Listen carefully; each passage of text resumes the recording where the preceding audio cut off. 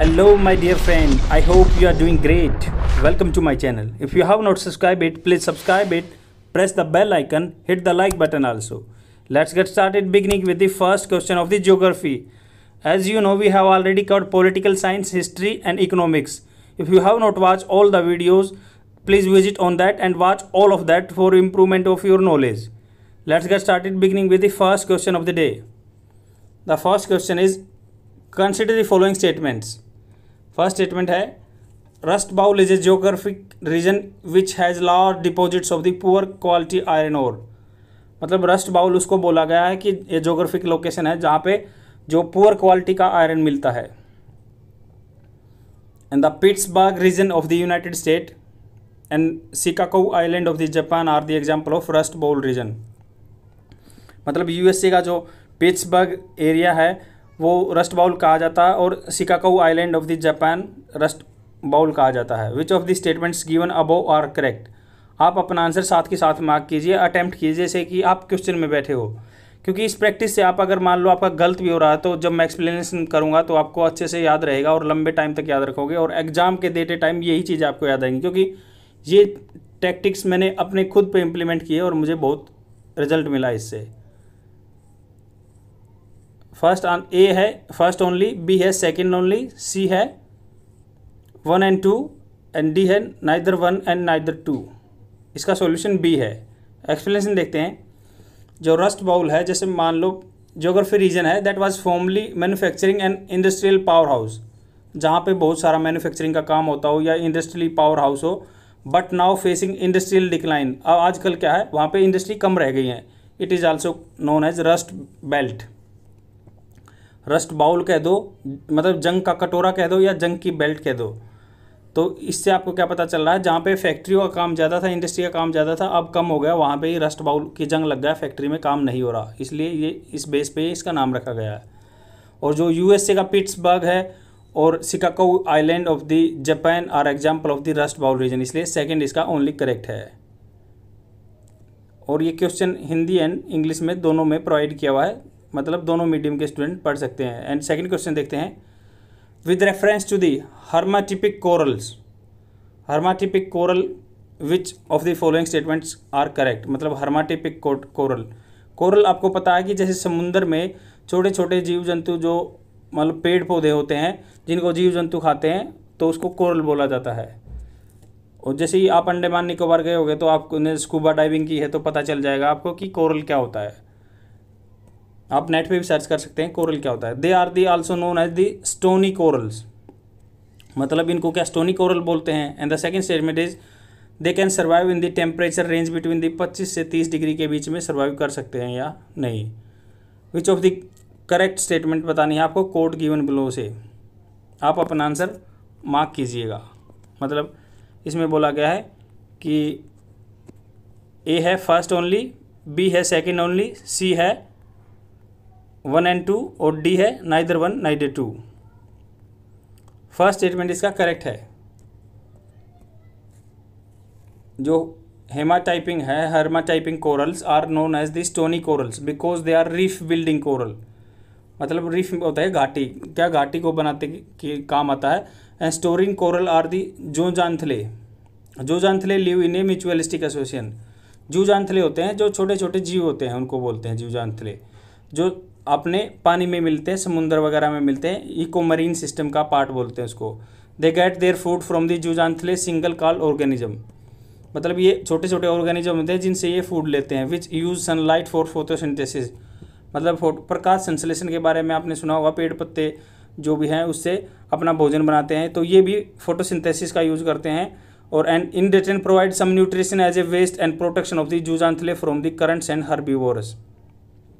मान लो तेज बहाव से जो समुद्र का पानी है या हर्बीवोरस जो कीटाणु जो उनके लिए हार्मफुल हैं उनसे ये बचाते हैं. To survive hermatypic corals need to following condition. मतलब इनके लिए जीवन के लिए कौन कौन सी कंडीशन बताई गई हैं. जैसे टेम्परेचर तो होना चाहिए 25 से 30 के बीच में, सनलाइट होनी चाहिए प्रोड्यूस फूड के लिए, एंड क्लीन सैलो वाटर, मतलब क्लीन वाटर होना चाहिए. और क्या है सैलो वाटर, मतलब कम ज़्यादा गहरा नहीं होना चाहिए. Less than 80 meter deep, 80 meter से ज़्यादा गहरा नहीं होना चाहिए. विद लो टर्बिडिटी, मतलब टर्बिडिटी होता है धुंधलापन, जिसमें कम धुंधलापन हो। A narrow range of salinity, मतलब सैलिनिटी भी कम होनी चाहिए, गहराई भी कम होनी चाहिए, पानी की 80 मीटर तक होना चाहिए, टेम्परेचर 25 से 30 होना चाहिए, सनलाइट होनी चाहिए खाना बनाने के लिए, तभी आपके कोरल रीफ बन पाएंगे। और ये जू जांत लेके मतलब साथ में रहते हैं क्योंकि ये खाना वगैरह तैयार इससे करते हैं। नेक्स्ट क्वेश्चन देखते हैं, third question, the MSME emergency response program which was seen in recently news reported by, मतलब जो medium small and micro and medium small enterprises होते हैं उनके बारे में स्टेटमेंट दी गई है, न्यूज़ में थी, तो आप अपना आंसर मार्क करना। ए है वर्ल्ड बैंक के द्वारा ये चला गया है MSME सेक्टर के लिए program, and new development bank के लिए चला गया है, या एशियन डेवलपमेंट बैंक द्वारा चला गया है, and D is Asian infrastructure investment bank. कौन से बैंक के द्वारा ये स्कीम चला गई है जो MSME सेक्टर, जैसे कि कोविड-19 के बाद क्या है हमारा MSME सेक्टर बिल्कुल डेथ में चला गया है, बिल्कुल घाटे में चला गया, तो उसको रिवाइव करने के लिए वर्ल्ड बैंक का ये प्रोग्राम है।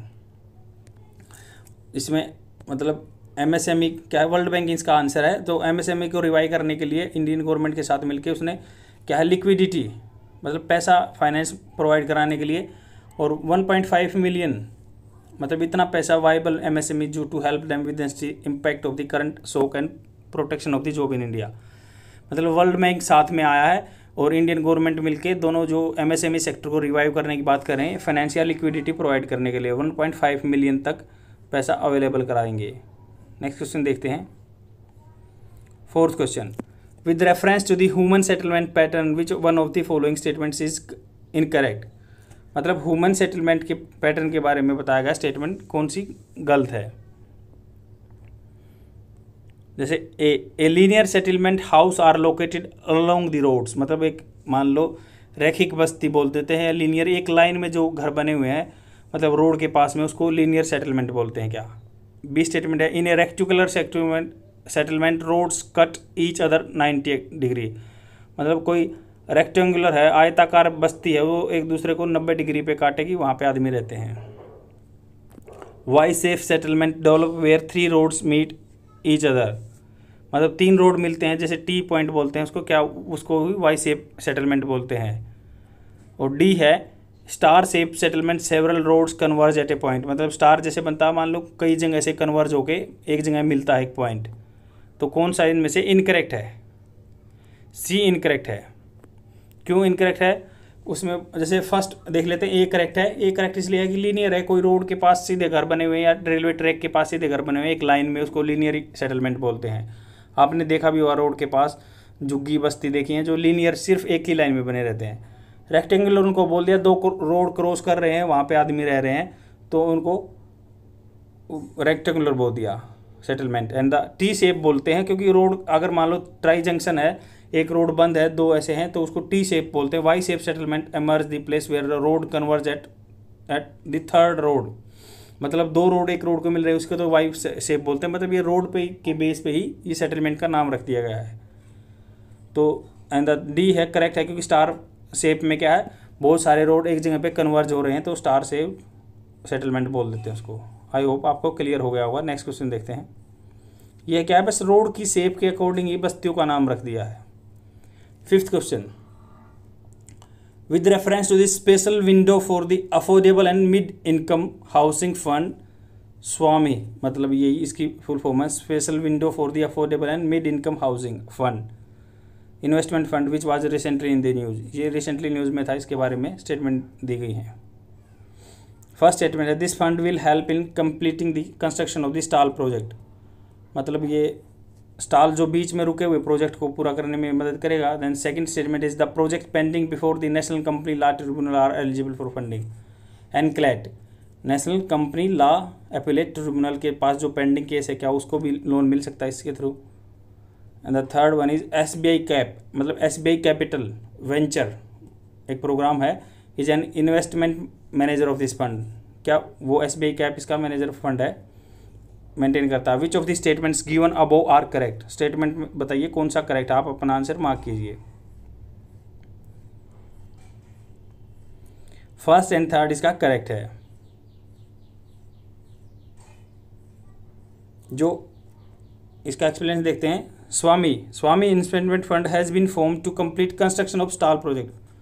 मतलब ये जो इन्वेस्टमेंट फंड है वो क्या, जो स्टॉल प्रोजेक्ट हैं बीच में रुके हुए हैं, जैसे real estate regulatory authority RERA, मतलब रियल एस्टेट होता है जो कंस्ट्रक्शन का काम करती हैं, फ्लैट वगैरह बनाते हैं, उसको रियल एस्टेट बोलते हैं, आपने न्यूज़ में भी सुना होगा। तो क्या है, affordable and mid income category, जो अफोर्डेबल हैं या जिनको अफोर्ड कर सकते हैं, किफ़ायती हैं, और मिड इनकम कैटेगरी के हाउसिंग प्रोजेक्ट्स हैं, वो मान लो फंड की वजह से पोसेटी, जो फंड की कमी थी उसकी वजह से स्टॉल हो गए हैं, बीच में रुक गए हैं, तो फंडिंग के लिए क्या, बस कंडीशन ये है कि 30% काम पूरा पहले होना चाहिए, तभी फंडिंग मिलेगी आपको स्वामी पोर्टल से या फंड से। और इसमें क्या है, दूसरा इनकरेक्ट क्यों है, projects under going corporate insolvency resolution, मतलब जो एनक्लेट के पास जो पहुंच गया इंसॉल्वेंसी के लिए, तो उसको फंडिंग यहाँ से नहीं मिलेगी। एंड थर्ड है, investment manager of the fund is SBI cap venture, ये wholly owned subsidiary of the SBI capital market. मतलब ये SBI की सब्सिडरी है, इसकी एक ब्रांच है जो कि SBI कैपिटल के यूज करती है।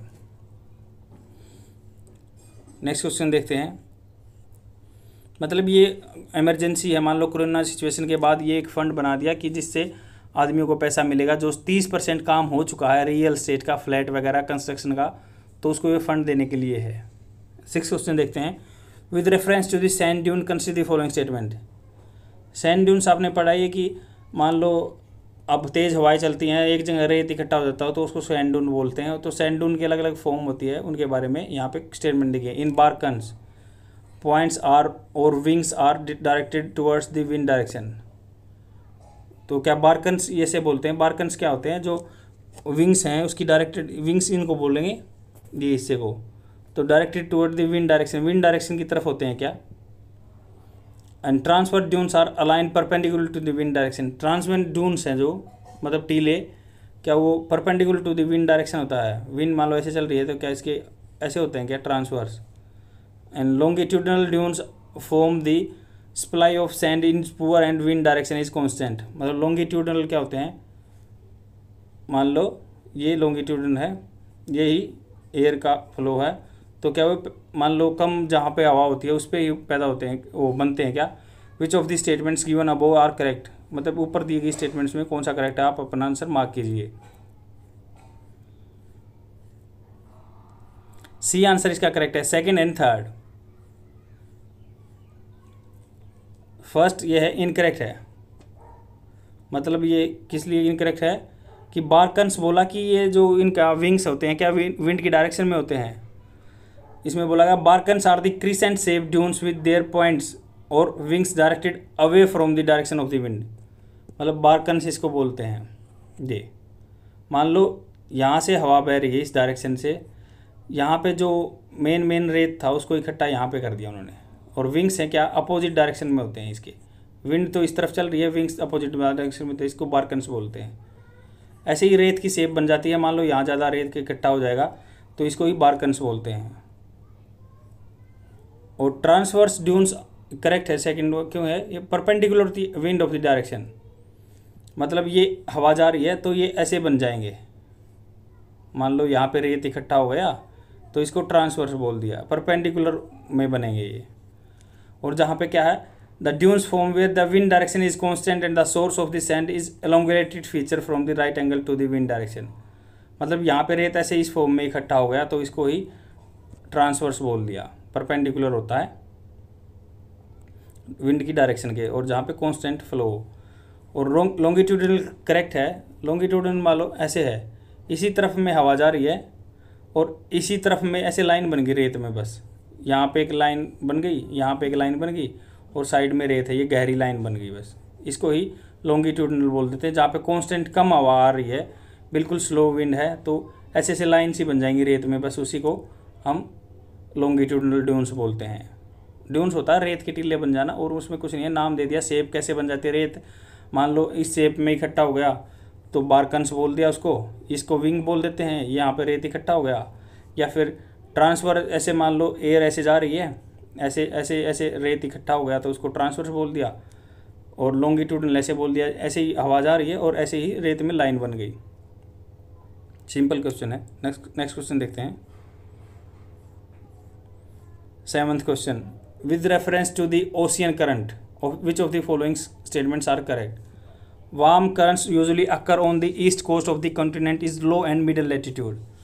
मान लो गर्म हवाएं बोल दिया कि जो क्या है east coast of the continent, continent होता है जैसे हमारे लैंड है जो मान ले महाद्वीप वगैरह हैं, एशिया महाद्वीप में रहते हैं हम, और तो ऐसे ही क्या कॉन्टिनेंट के ईस्ट साइड में लो और मिडिल लैटिट्यूड, मतलब लो या बोल दो जीरो से लो या मिडिल में लैटिट्यूड ऐसे रहते हैं ना ये रेखाएं, तो इनमें क्या लो में जीरो मान लो ट्रॉपिक ऑफ कैंसर ये होगा और इक्वेटर होगा जीरो पे, तो 23.5 पे ट्रॉपिक ऑफ कैंसर हो गया और ट्रॉपिक ऑफ कैप्रिकॉन तो ये नीचे हो गया। तो ऐसे ही बोल दिया कि लो एट लैटिट्यूड में या वार्म करंट क्या है कॉन्टिनेंट के ईस्ट साइड में होते हैं। सेकेंड स्टेटमेंट है cold currents occur on the west coast, मतलब कोल्ड करंट हैं जो वेस्ट कोस्ट पे कॉन्टिनेंट पे आते हैं या और हायर लैटिट्यूड पे नॉर्दर्न हेमिस्फीयर में, मतलब मान लो 0 डिग्री से ऊपर को नॉर्दर्न हेमिस्फीयर बोलते हैं और 0 डिग्री से नीचे को साउदर्न हेमिस्फीयर बोलते हैं। इसमें बोला गया कि कोल्ड करंट है occur on the west coast of the continent, मतलब एक तो वार्म का हो गया ईस्ट में कॉन्टिनेंट के और कोल्ड हो गया वेस्ट में, और क्या है नॉर्थर्न हेमिस्फीयर में और हायर लैटिट्यूड में, मतलब ऊपर वाले में पोल के पास पहुंचने वाले में। Mix and the third statement mixing of war and cold current replacing the oxygen and favour growth of the planktons. Planktons होता है छोटे छोटे कीटाणु जो कि फाइटोप्लैंक्टन बोलते हैं, जिसपे पूरा ही मरीन इकोसिस्टम बेस होता है, उसको छोटी मछली खाती है, उसको फिर बड़ी मछली खाती है, उसको फिर शार्क खाती है, ऐसे ही पूरा इकोसिस्टम बना रहता है। Which of the correct answer code below, आप अपना आंसर मार्क कीजिए कौन सा करेक्ट है। A first and second, B third, C first and third, D first second third. तो इसका सी आंसर है फर्स्ट करेक्ट है इसमें, क्योंकि वार्म करंट्स क्या होते हैं east coast of the continents in the low and middle latitude both hemisphere. मान लो चाहे साउदर्न हेमिस्फीयर हो चाहे नॉर्दर्न हेमिस्फीयर हो, दोनों में क्या है ईस्ट कोस्ट पे मतलब ईस्ट साइड हो गया, तो ईस्ट कोस्ट पे यहाँ पे वार्म करंट बनेंगे और लो और मिडिल में जो मान लो 0 से 23.5 के बाद और पोल से पहुँचने से पहले, मतलब हाई लैटिट्यूड पे नहीं जाना, लो और मिडिल में ईस्ट साइड में बनते हैं वार्म करंट। कोल्ड करंट क्या है usually found on the west coast, मतलब इधर ठंडा हो गया तो इधर गर्म होगा, इधर गर्म हो गया तो इधर ठंडा होगा जो वेस्ट कोस्ट में, पर हायर लैटिट्यूड में जाने के बाद अपोजिट हो जाता है, ईस्ट कोस्ट में ही हायर लैटिट्यूड में वो बन जाता है नॉर्दर्न हेमिस्फीयर में कोल्ड करंट। तो क्या मिक्सिंग क्या है होल्ड कर, हमें बहुत पता है कि जहाँ पे हॉट करंट या कोल्ड करंट मिलते हैं वहाँ पे फिशिंग बहुत ज़्यादा होती है, क्योंकि ऑक्सीजन रिप्लेनिश होती है, फाइटोप्लैंक्टन जो जिसको मछलियाँ खाती हैं वो बनते रहते हैं, तो यहाँ पे प्राइमरी क्या है फिशेज होता है फूड। नेक्स्ट क्वेश्चन देखते हैं। 8th question with reference to the African swine fever news में था, उसके बारे में स्टेटमेंट दी है। It was reported in the India for the first time in only in 2020 में ही ये रिपोर्ट किया गया इंडिया में। It only spreads from animal to animal, मतलब आदमियों में नहीं आता, जूनोटिक डिजीज़ नहीं है ये, एनिमल से एनिमल में ही रहता है। क्या this disease has no treatment, इसका कोई ट्रीटमेंट नहीं है। Which of the above statements correct, आप अपना आंसर मार्क कीजिए कौन सा स्टेटमेंट करेक्ट है। First A 1 only, B second and third, C first and second और डी फर्स्ट सेकेंड थर्ड। तीनों ही करेक्ट हैं, क्योंकि अफ्रीकन स्वाइन फीवर है जो जुलाई 2020 में इंडिया में बताया गया था, असम और अरुणाचल प्रदेश में। इससे पहले क्या था ये फर्स्ट टाइम बताया गया है, this has been reported in 1920 में अफ्रीका में बताया गया था ये पहले, अफ्रीकन स्वाइन फ्लू इसका फीवर इसका इसलिए नाम है। और it is not threat human to human, मतलब आदमियों में नहीं आता, ये एनिमल से एनिमल में ही रहता है, जैसे पिग टू ह्यूमन नहीं ट्रांसफ़र होता है, पिग में ही रहता है, और ये जूनोटिक डिजीज़ नहीं है। And the third statement is correct, there is no treatment available, मतलब कि हाँ अब तक कोई ट्रीटमेंट अवेलेबल नहीं है अफ्रीकन स्वाइन फीवर का, और मतलब इनको कोई बस अफेक्टेड एनिमल को ही मरना ही पड़ता है, इसमें कोई इलाज नहीं है। नेक्स्ट क्वेश्चन देखते हैं। 9th question with reference to the igneous rocks consider the following statements. Igneous rocks आपको पता है सबसे मतलब ये मान लो रूडिमेंट्री या बेसिक इग्नियस रॉक होती हैं जो अंदर रहता है, मान लो इसको हम मैग्मा बोलते हैं और बाहर आने पे लावा बोल देते हैं, जो ज्वालामुखी से आता है तो उसको बाहर आने पे लावा बोल देते हैं, अंदर मैग्मा रहता है वो। तो उससे जो मान लो ठंडा होने के बाद जो लावा ठंडा होता है उससे जो रॉक बनती है उसको इग्नियस रॉक बोलते हैं। तो ये बाकी जो क्या है पेरेंट यही रहती है, उससे अलग आगे अलग अलग रॉक्स बनती रहती हैं। It is formed as a statement दी हुई, it is formed as a result of the solidification and crystallization of the magma.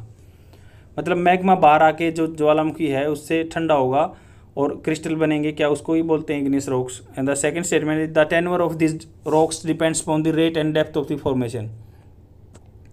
मतलब इसका टेक्सचर है, मतलब इसके ग्रेन्यूल्स का साइज वगैरह रेट और डेप्थ ऑफ द फॉर्मेशन, मतलब उसके ठंडा होने पे डिपेंड करता है क्या। And the third one is pegmatite and diorite are example of the igneous rocks. Pegmatite और डायोराइट क्या एग्जाम्पल है इग्नियस रॉक्स के। Which of the above statements are correct. Correct statement बतानी है ऊपर दिए गए से, आप अपना आंसर मार्क कीजिए।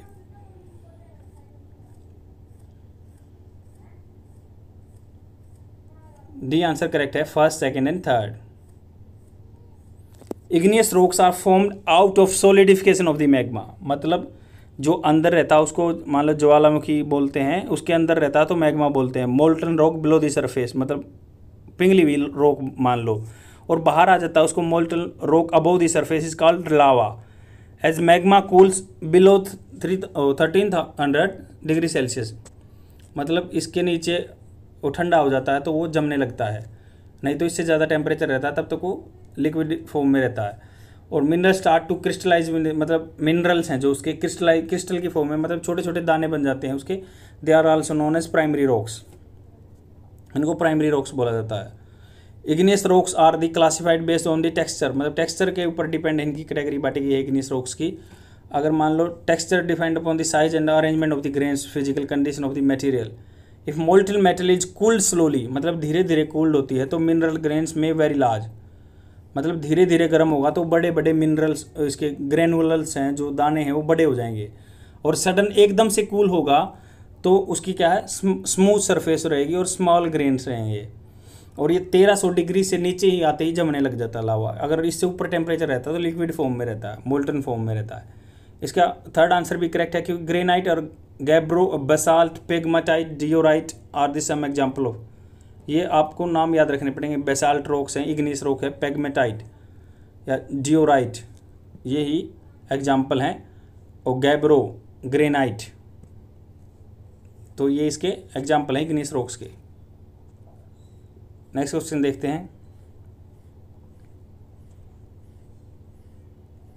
10th question, consider the following statements regarding karst topography. Karst topography के बारे में स्टेटमेंट दी गई हैं, वो हमें बतानी है। These are the produced by the action of the ground water on limestone. मतलब लाइमस्टोन होता है चूना, चूने के ऊपर जो पानी का क्या एक्शन है, क्या केमिकल रिएक्शन होता है, उसको ही कास्ट ट्रोपोग्राफी होते हैं। स्टेगलरमाइट आर हैंगिंग डिपॉजिट्स एज आइसिसेल्स, मतलब जो स्टेगमाइट हैं उनको हैंगिंग डिपॉजिट्स होते हैं आइसिलेस की तरह।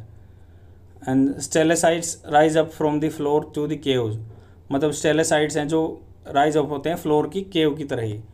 तो ये टर्म दी हुई है आइसिलेस एंड स्टेलेसाइट्स एंड स्टेगलेमाइट, ये टर्म दी हुई है, उनके नाम है शेप के इंग्लिश में। और कास्ट ट्रोपोग्राफी क्या होता है, जैसे मान लो कोई भी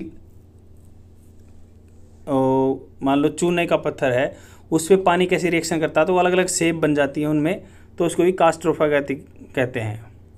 आप अपना आंसर मार्क कीजिए। और यही बिल्कुल फैक्चुअल चीज़ें हैं, आपको शेप से याद रखना पड़ेगा। फर्स्ट ओनली इसका करेक्ट आंसर है। Karst topography is a formed by the action of the ground water on the limestone, मतलब यही है कि लाइमस्टोन चूने के ऊपर जो पानी रिएक्शन करेगा ना उसको ही वो बोलते हैं कास्ट ट्रोपोग्राफी।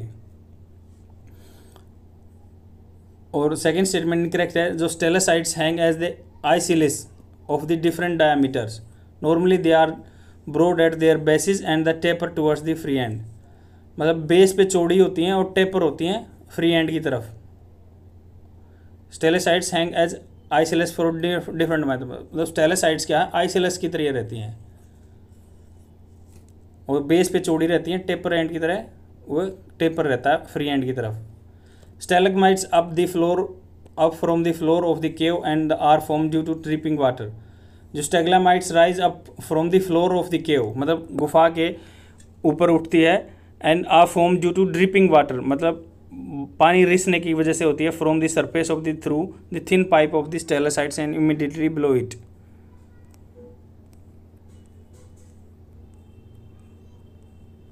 अगर मैं कास्ट ट्रॉफी को बिल्कुल बेसिक लैंग्वेज में बताऊं तो ये होता है, जैसे मान लो चूने की, जो हमारा चूना है उसके ऊपर पानी गिरेगा तो कैसी शेप बन जाएंगी।